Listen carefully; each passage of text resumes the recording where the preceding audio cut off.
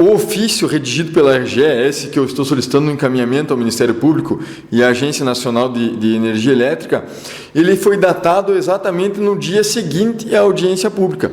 Me parece mais como um tom de justificativa a esse aumento, tendo em vista que, como eu falei, o consumidor não fez uso a mais da energia elétrica, mas o valor foi sempre superior. E o pessoal que esteve aqui presente na audiência pública, eles trouxeram as suas faturas de consumo de energia elétrica e atestando esse aumento e também o histórico de consumo. Que há uma confissão ficta da RGE, dizendo que sim, que o prejuízo da Fundação Araucária, uma entidade privada, ele compõe uma metodologia de cálculo para a tarifa dos demais usuários. E isso me gerou um questionamento acerca da legalidade desse procedimento. E aí geram dois fatores. Primeira coisa... E aquilo para que o ouvinte possa entender perfeitamente. O que o Hospital São Paulo, a Fundação Araucária, estão deixando de pagar a RGE, os demais consumidores que estariam arcando com esses valores. Exatamente. Pelo que se extrai desse documento assinado pela RGE, é justamente isso. O prejuízo gera uma nova metodologia para o cálculo tarifário e seria suportado pelos demais munícipes. Não sei se a totalidade do prejuízo ou parte dele, isso não ficou explícito.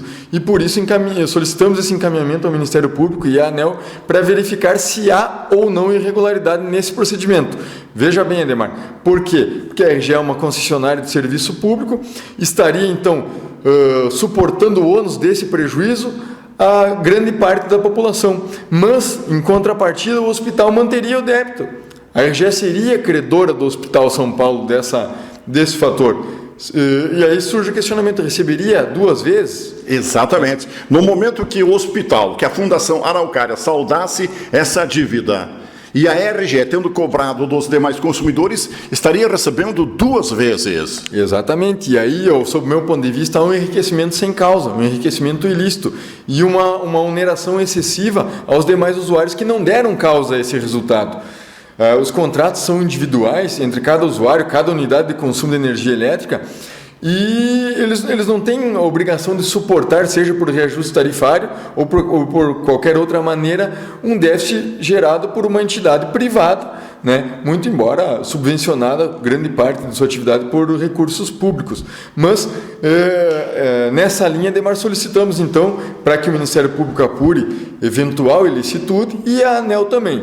Se concluir que há legalidade, que é legal o procedimento da RGE, o próximo passo será demandar ao Congresso Nacional, aos nossos representantes, para que mude essa metodologia de cálculo, uma vez que a concessionária de energia elétrica, nesses moldes, estaria então isenta de qualquer risco. Então, qualquer empresa poderia ser concessionária de serviço público e teria certeza de não suportar prejuízo algum, porque seria rateado entre os demais usuários. Questionamento que surge: é justo um consumidor não pagar a energia elétrica e os vizinhos, eu daria esse exemplo bem simples, pagarem por ele? É justo? Ao que deixou entender esse documento, Ademar, é isso mesmo que ocorre. Não sei se na totalidade do prejuízo ou parte dele, mas, sob o meu ponto de vista, não há justiça nessa forma de cobrança. Até porque se quer a redução do débito daquele que ficou devendo. Haveria cobrança em duplicidade. Mas reafirmo a intenção de que deve ser apurada a licitude ou a ilicitude desse procedimento, né, para que sejam tomadas medidas judiciais cabíveis. Se for constatada a ilicitude, deve ser sim, sob o meu ponto de vista, firmado um termo de ajustamento de conduta com a RGE para que ressarça a população que suportou esse ônus indevido, e se entender que é lícito, que é legal, devemos partir por outro lado, que é revisar esses mecanismos, esses normativos.